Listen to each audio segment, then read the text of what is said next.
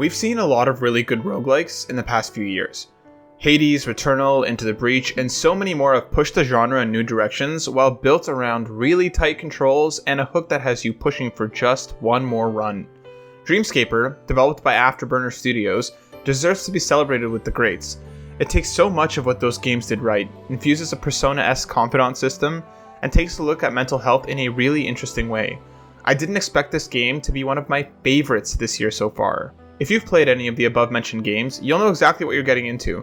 Dreamscaper is built around the die, learn, die again mentality that permeates in this genre. You'll spend a bulk of your time in the dreaming world, where Cassidy, the main character, traverses through different worlds, all tied to her psyche in some way. When you die, you'll come back to the waking world, where you'll spend your hard-earned resources, hang out with an awesome cast of characters, and upgrade and unlock new abilities to help in the next run. Dreamscaper is the perfect title for this game.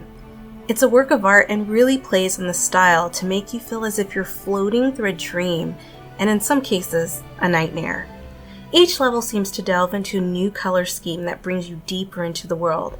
For example, you start off in a dream where everything is frozen, light blues and white tones, and just covered in snow. I swear, just looking at the scenery made me feel a chill. The different areas of the game seem to meld together effortlessly.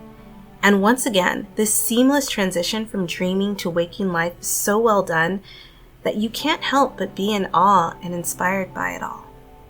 The gameplay is also so much fun. Dreamscaper is really good at making you feel like a badass as you fly through areas, destroying enemies along the way. You'll choose from a ton of different weapons, shields, dodges, and abilities that will make each run feel incredibly different. Cassidy is a massive comic and movie fan, and her passions influence what you'll find. There's a sword that looks a lot like Clouds from Final Fantasy VII, eye beams that'll make you feel like Superman, and so many other abilities and weapons that are just a blast to use. All of this helps nail the one more run feeling and totally works. A run will generally take around an hour to complete, but you can also skip bosses and their rewards after beating them the first time if you so choose to.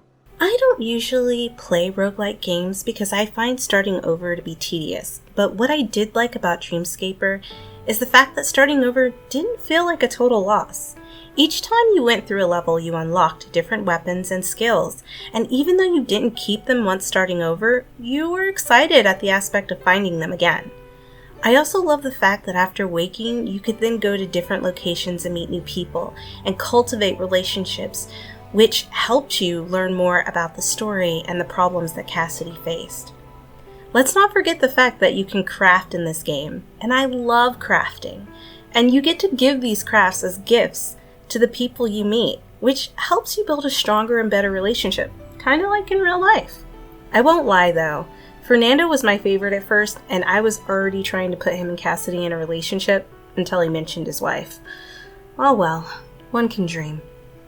What separates Dreamscaper is the waking world. You'll spend time with some genuinely interesting characters as you uncover their backstories, while also learning more about what brought Cassidy to this new town. I loved learning about her, and I was just as excited to learn more about her past as I was getting another level deeper in the dreaming world. Both sides of the game complement each other really well, and even after completing a run, you'll want to dive back in to get more resources to learn more about the town's inhabitants. Similarly to Hades, story is incorporated into every fiber of Dreamscaper, and it understands that a story built around mental health takes time and effort to work through.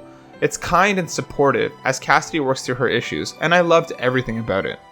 Playing Cassidy felt like I was meeting a kindred spirit.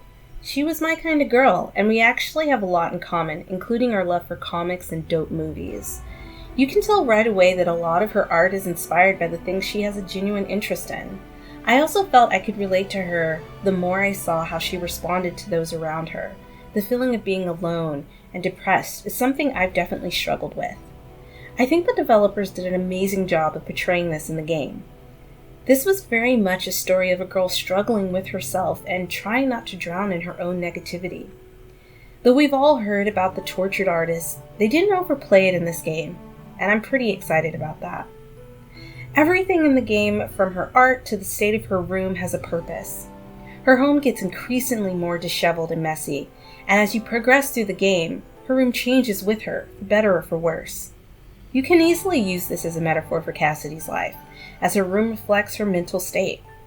I thought this was such an amazing way to use the environment around her to mirror her emotional state in a subtle way. Dreamscaper is a fantastic roguelike built around story and care, with incredibly cool weapons and abilities. It's confident, it runs well, and it's just a blast to play. It's one of my favorite games this year so far and deserves to be celebrated. Go check out Dreamscaper. Thank you so much for watching our Dreamscaper review, and thank you to the teams at Afterburner Studios and Stride PR for providing us with codes for review. If you want to see more of our reviews, check out the links below. And we're also just celebrating our 100th episode with a massive giveaway. Check it out below. Thanks for watching.